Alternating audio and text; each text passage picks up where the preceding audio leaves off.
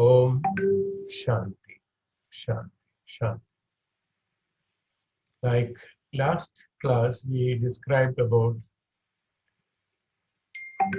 that we experience in our life, that we experience in our Jivan. These are transmitted through our experiences are being uh, organized by the Kundalini energy or the dynamic energy. And whenever we have these experiences in vibrations, informations are transmitted through Sushumna, Ida, and Pingala is what we described. We described in detail in the last class. Yes?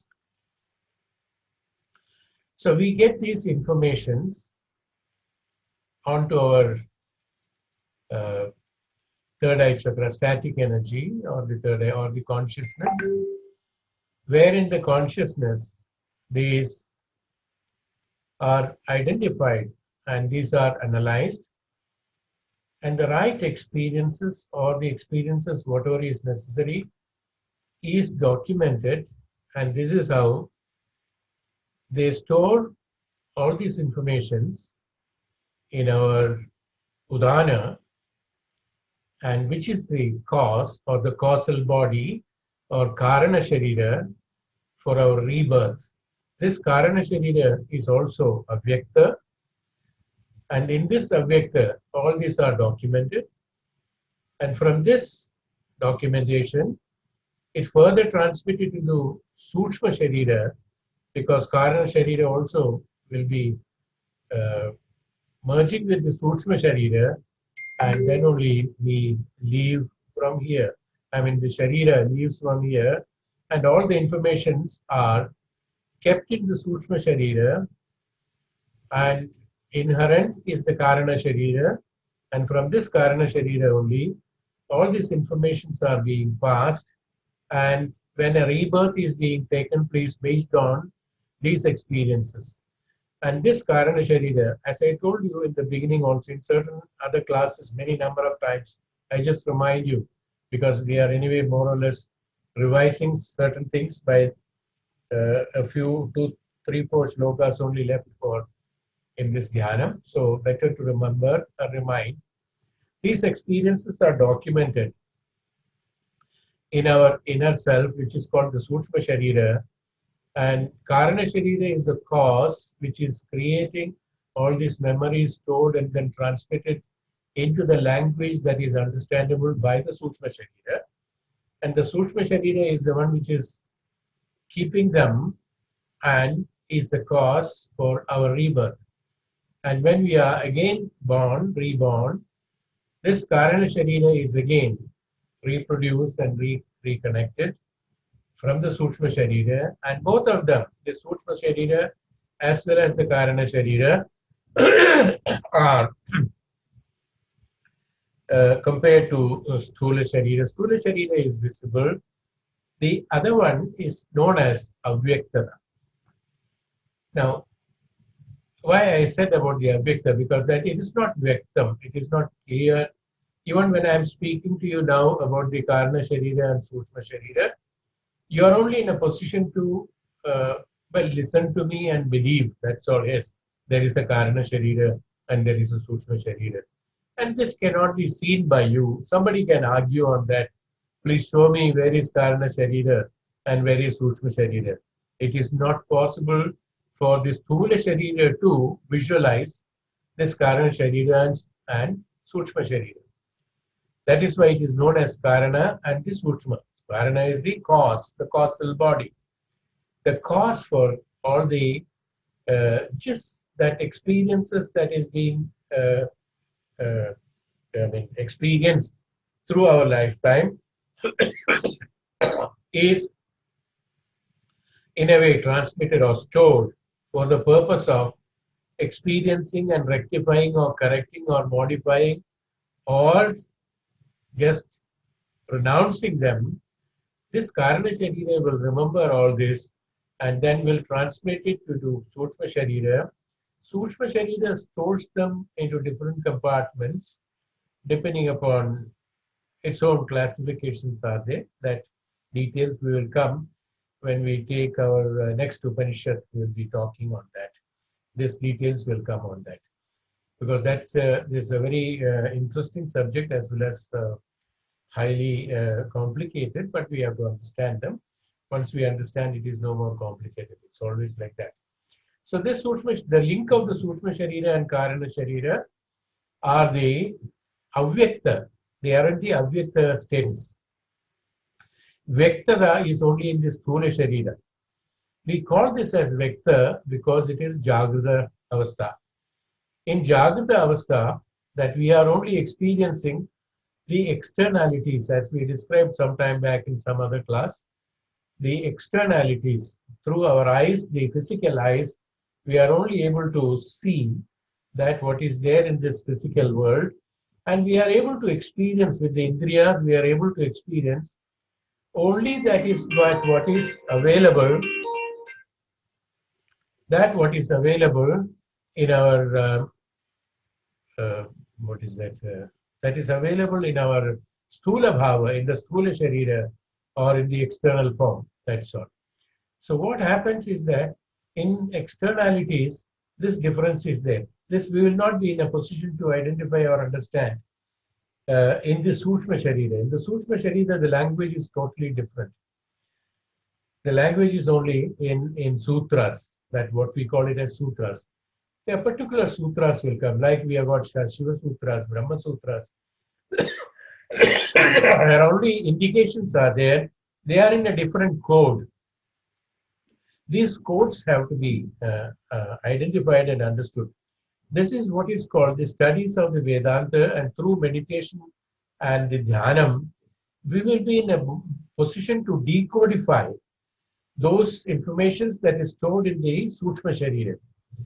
That is why we say we have to undergo the training of the Vedanta studies, Vedic studies, and from the Sthula Sharira, when we are in the Sthula Sharira, whatever thoughts that we have, that they are all converted into, these thoughts are coming from certain information that is already there, is stored inside you.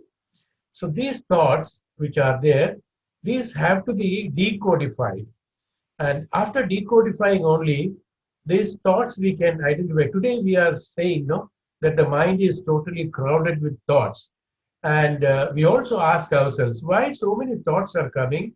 And even though I do not want to intend, I don't intend, and I do not want, one after another it keeps on coming. You see, where is the end and where is the beginning? Anadi and Ananta. The thought is also Anadi and Ananta. So long the mind is there, the thoughts are there. Where is the beginning of it? Where is the end of it? Our mind cannot identify and understand. But why is it? Why is it happening? And from where it is coming? Because it's a flow, it is linked, as we definitely described in the last class. The mind, the reflection of we spoke about the reflection from the Antaratma, or the Parabrahman, or the higher consciousness. The reflection that is coming to the mind, only being transmitted to Indriyas and the mana and the intelligence and intellect, and through which we are able to understand things. But the decodifying is not being done here. What happens is that the sutras, when it is projected to the mind, depending upon its intelligence and its basic status of understanding of the Antaratma, which we had incurred when we have taken birth through the Sharira, based on these, and plus the experiences that we are acquiring through the Indriyas, we try to analyze them. But we are only trying to analyze those sutras, but we are unable to understand the right meaning and the right prescription of that. I would call it as a prescription, because it is prescribed by the Antaratma for us to experience the right perspective, in right perspective, so that we can really understand how to live and what is called life and living. Now this particular decoding can be done only through the process of study. Initially, through the process of, if we go to the basics of the studies, through Shravana, Manana, Dhyana, and nididhyasana. Through this process only, we will be in a position to decodify. And the decodifying can begin only when we have completed our dhyanam and when we reach the status of samadhi in us. In the sense, samadhi we described, it is not death. Samadhi is not death. Samadhi is that sama adhinata. The lower consciousness is being totally taken care by the higher consciousness, and in our intellect, our mana, and everything is converted into the higher consciousness. The principles of higher consciousness are absolutely clear so that the lower consciousness doesn't remain there at all. That means the pluralities will not be there. We will be in a direct link with our, even though our sharira and our mana will be living in this universe, in this world of pluralities, and is bhutas, in the world of the bhutas, but we are in a position to identify ourselves amongst that crowd. We will be in a position to identify ourselves, our true self, through the persistence of higher consciousness in us. This is the purpose of dhyanam, and this dhyanam cannot be done just by sitting at one point and just closing the eyes and just thinking something. It is not possible. Our mind, as we told in the previous class, for the purpose of the reflection of the higher consciousness into the lower consciousness, like the static energy to the dynamic energy, in order to have the reflection, the whole passage has to be absolutely clear. That is what is called the mana shuddhi, or the purification of the mind, purification of the self, they called it. Purification of the mana, antakarana, and the self is absolutely necessary. This purification, what does it mean, purified? Purification doesn't mean that we are impurified people or our mind is totally impurified. Don't take that meaning opposite like that. Purification here means only cleaning. It can be something very good. Suppose you have got a container. In that container, there is a good milk is there, which can be consumed, no doubt about it. It is not with impurities. Absolutely pure milk is there. But what happens, even though it is pure milk, but the container is occupied. This, so long it is occupied, I will not be in a position to contain something else in that container. Similarly, in our minds, we are all absolutely, purely, absolutely, we are all occupied with all the externalities and the materialistic bhautika jiva, in the bhutas. We are absolutely entangled ourselves in the bhutas. We are not in a position to clear our mind. That's why I said anadi and ananta is the thought waves that keeps on flowing in our mind constantly. These thought waves are a chain of thought, that is the information that is stored in the antaratma or the antakarana, in the higher consciousness, which is not decodified, which keeps on flowing.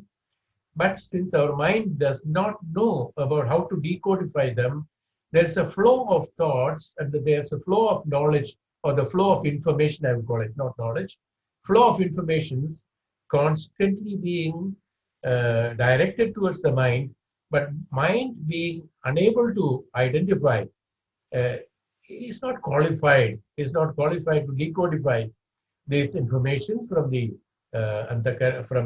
higher consciousness. So this gets confused. Now, certain informations it picks up depending upon its own inherent experiences from the samskara, that is from the previous janma, whatever one has undergone. See, you must remember that we have certain knowledges when we are born. In our mind also there are certain knowledges are there. So there is certain basis there. So what happens with this samskara, we are in a position to decodify certain things. This automatically happens because of our previous experience. The mind is not totally ignorant. There is certain amount of, depending upon our previous life, previous experiences, previous knowledge that we have acquired, Vedic knowledge that we have acquired, our mind is still in a position to identify and understand certain things. Today, when we are talking about it, see, about last 20 years back, what we spoke and what we speak today is totally different. What you could understand 20 years before and what you could understand, what you can understand today on Vedantic field or the Vedic science is totally different. You are definitely advanced much more, and you are able to link yourself with various inherent secrets. I would call it as secrets, as in the Upanishads. We are able to connect ourselves in that. Why? Why? Because your mind had been experiencing, your mind had been practicing all these things or experiencing all these things from so many years. So you are in a position to do that. The same thing happens with our mind from number of janmas that we were undergoing, experiences of knowledge that we have acquired this knowledge in us. So certain amount of knowledge that is there in the mind as when we are born through the reflection from the antakarana, from the higher consciousness to the mind, certain things are there.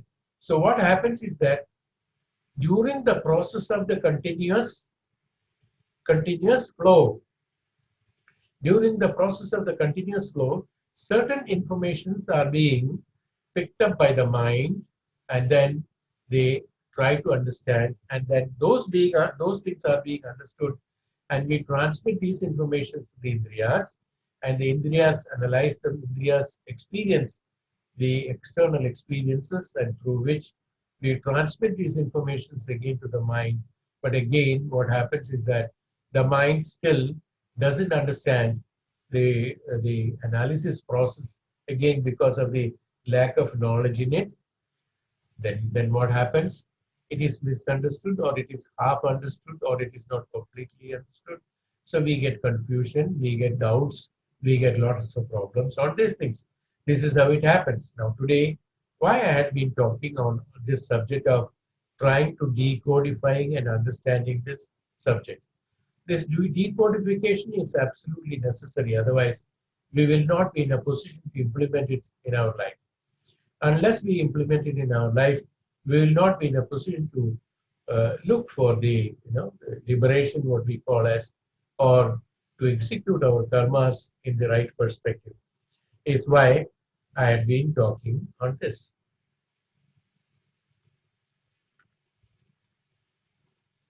So this decodification. So how to decodify them is that what? So whenever we have got these experiences, as I told you, these experiences uh, in the process, somebody is leaving in between and coming. That becomes a problem. Okay. So this decodification. Dhyanam is meant for the mind absolutely purified. As I told you about the purification, purification doesn't mean that our mind is impure, that mind is filled up with information, the constant thoughts, flow of constant thoughts and things like that. So this purification is necessary so that the mind, that is, this purification is known as stilling the mind, bringing the mind into the stillness. The stilling mind has to be done. The stilling mind can be done only through dhyanam. This is why the purpose of the dhyanam is there. Dhyanam, that is why this book's name itself, meditation and mantras. Through the process of mantra and through the process of meditation, we will be in a position to still our mind.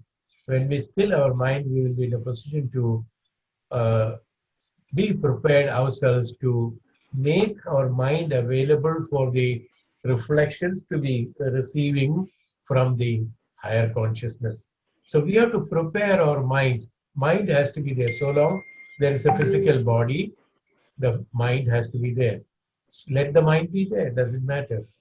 Mind is necessary for various functions in our life. For executing our karmas, mind is necessary. But then what happens? The mind has to be kept purified.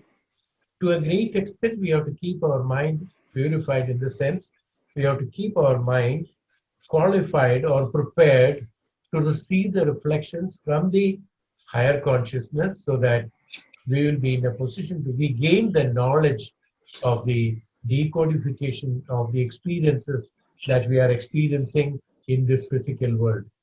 This is why Maharishi Vaishambhayana in Chandogya Upanishad said that The true brahmachari is only eligible to have the life in this sansarik jivan or the bhautika jivan. What is brahmacharyatum? Brahmacharyatum is qualifying all the educations, all the knowledges that is to be acquired is the brahmacharya ashram.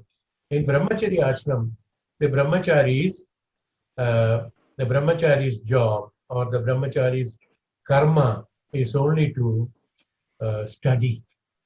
They are known as the brahmanas. Brahmanas are brahmasya brahmanaha. That means the brahmana is not, as I told you, the brahmana is not a kula, brahmana is a varnam. His job is patanam, pathanam, yajnam, yachanam,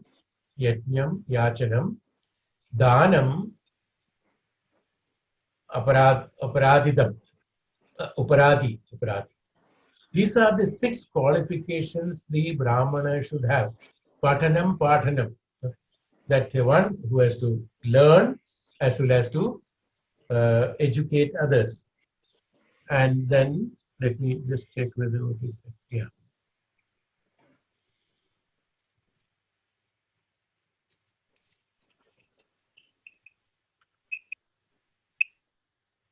Okay. Pathanam, learning and then teaching. What teaching? Learning of the Brahma Vidya, learning of the Brahma Jnanam, learning of the Brahma Tattva, yes, and absolute Vedanta, studies of the Vedanta. Why I'm insisting on, or the Shastras are insisting, or Veda is insisting that one should have the Vedantic study or the Brahma Jnanam or Brahma Tattva. Brahma Tattva is that which is a complete study. Brahma Tattva, don't misunderstand that it's only spiritual studies or Vedantic studies. Many people think that, oh, the sannyasis or maharishis or others, they know only about the Vedanta. They do not know anything else. It is not that. The one who has known the Brahma Jnanam or Brahma Vidya, Brahman is auspicious, Brahman is complete. Sampurnata is Brahman. No? Sampurnata is Brahman. The only Satyam in this universe is Brahman.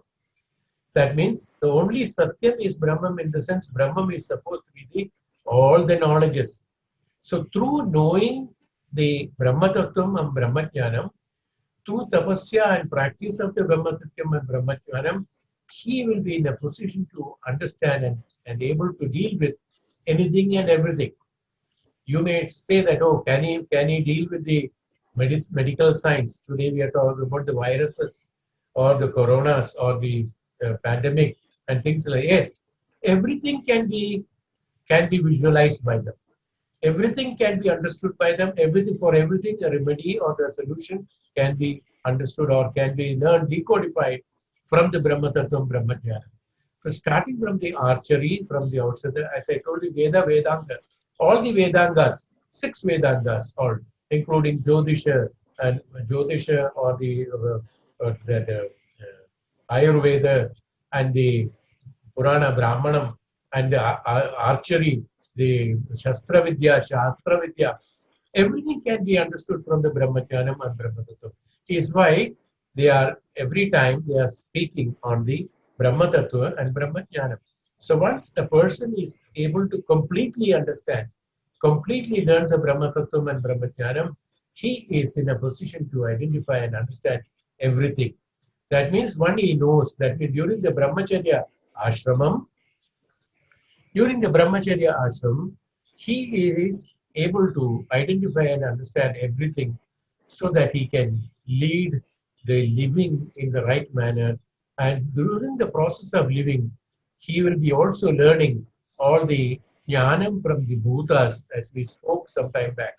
In some other class, we spoke on that through the bhutas, we will be in a position to identify through the bhutas, learning of the bhutas, and through the characteristics of the bhutas, through the inherent capacity and the knowledge of the bhutas, we will be in a position to identify the structure of the world, which is bhautika, or which is called the not satya, that which is changeable, that which is anityam, that which is changeable. how Shankaracharya, now I'm just deviating from slightly, taking you to the reference of Adi Shankaracharya. The Guru Adi Shankaracharya, he said that the uh, Jagat Mithya, he said. How could he identify the Jagat as Mithya? Have you ever thought of it? Jagat Mithya. One has to understand what is called Mithya, and one has to see what is Mithya. One has to experience what is Mithya. Then only we will be in a position to confirm the Jagat is Mithya. Adi Shankaracharya, having understood the Brahmajnanam and Brahmatattvam through the process of the studies of the Vedanta and Veda Shastras, he identified absolute Jnanam consciousness. That means, as I told you some time back, as a Brahmachari, he identified the Brahman. He learned the Brahma Vidya, Brahmajnanam, the total inherent, total knowledge of the universe. He understood. He could see that, he could identify. So he is sitting in the higher consciousness. Let me put it that way. Sitting in the higher consciousness, he experiencing the totality of the higher consciousness. When he is looking at the lower consciousness and experiences of the bhutas, he said, look, they are all there, but they are all changeable. They are keeping on permanently changing. Nothing is static. Anityam. They are all anityam. They are all charaha. They are not achara. Whereas I am achara. Sitting in status of achara, only one can see that which is chara. No? When you are static, sitting, then only you can see the car moving. When you are sitting inside the car, you do not know the car is moving. No, it's not possible. Same way, if you are static, then only you know which is dynamic. When you are static, that means to be static means what? To be static means achanchala. Achanchala is that. What is achanchala? The status of the mind should be achanchala.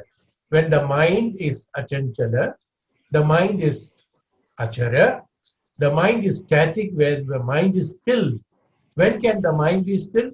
When the thought process, the continuity of the flow of the thoughts are not there, the mind is still. Mind is ready for reflection to be received from the Antaratma. Mind is ready for receiving the reflection from the higher consciousness. Then the chalanam is stopped. Then we are static, then the mind is still. This is called stillness of the mind, in the sense the purification of the mind. When the bhautika experiences which are constantly flowing in the form of the thoughts through the mind, we are unable to have time. There is no time for the mind, or there is no space in the mind for it to expose itself to the higher consciousness. So it is unable to decodify the information that is being given from the antakarana, or from the higher consciousness. When Adi Shankaracharya said, when through his process of meditation, through his identity of the Brahman, when he became static, when his mind became static, when his mind became still, his total mind is totally reflected towards the higher consciousness. The mind has been totally converted as higher consciousness.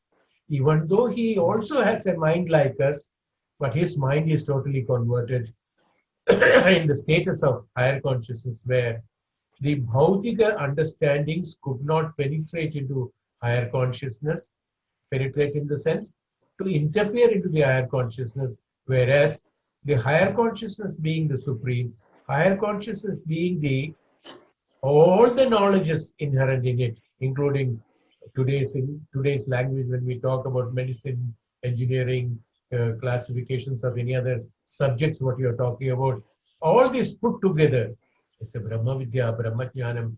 Everything is inherent in that.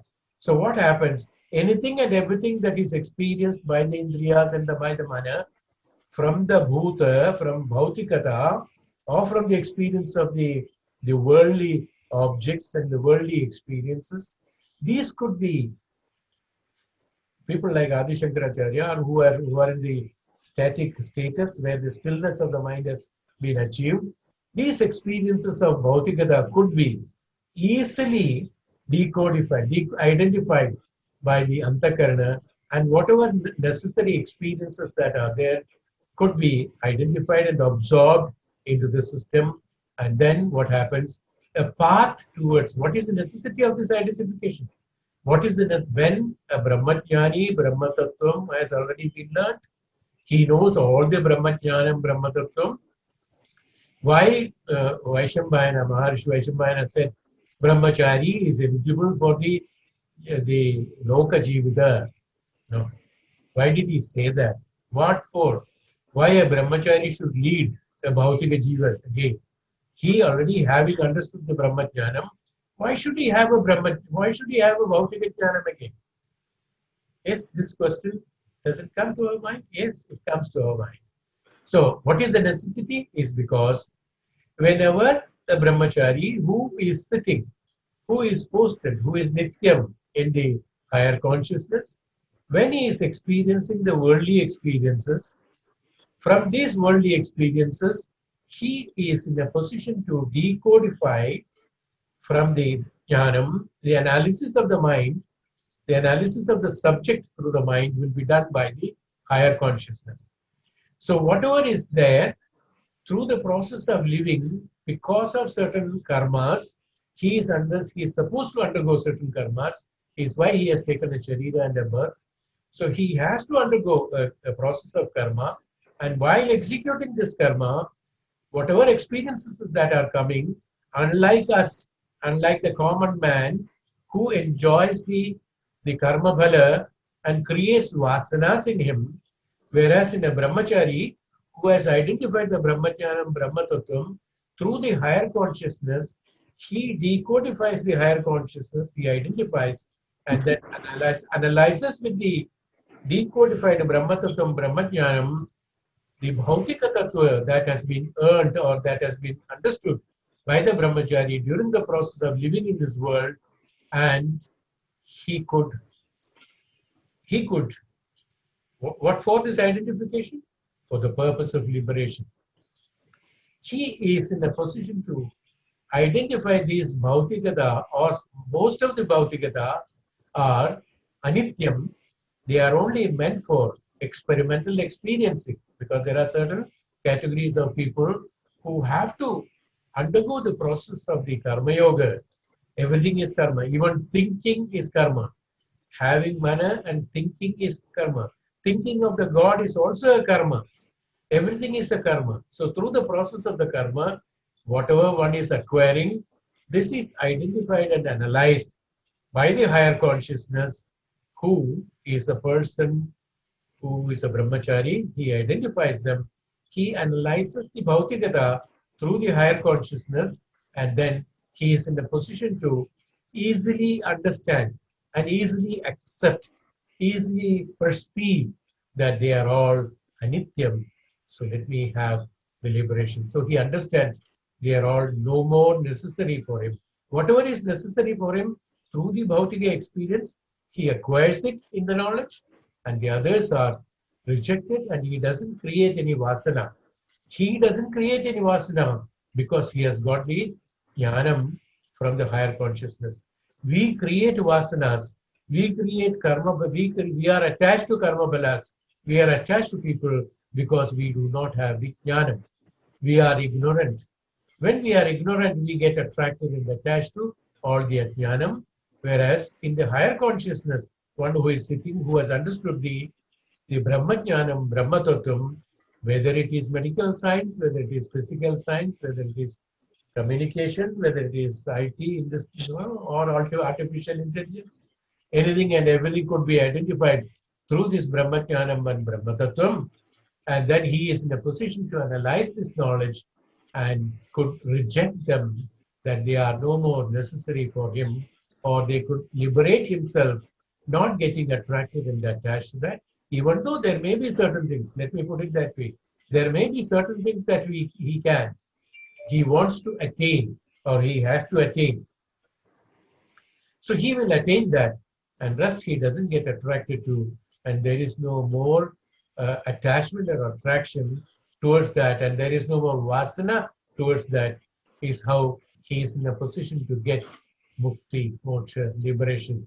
Is why this identifying the Brahma Jnanam and Brahma Tattvam is absolutely necessary.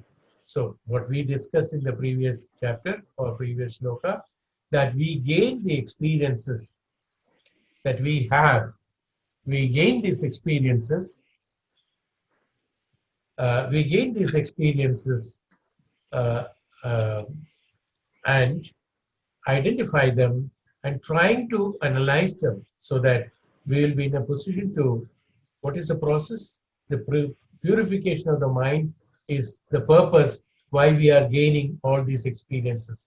And when we are gaining all these experiences from the Bhutas and Bhautika, we are in a position to identify and analyze the methodology of purification, the process of purification, and then the mind could find out the process of liberation very easily. Today, forcing the liberation in us will create problem for us, restrictions for us, attachments for us, attractions for us.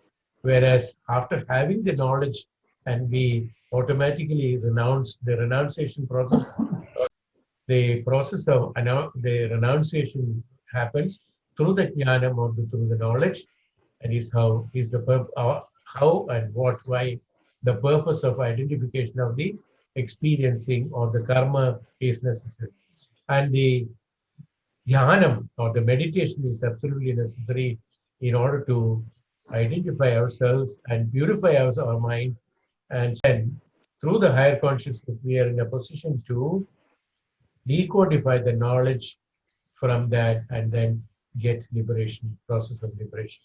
Oh, Shanti.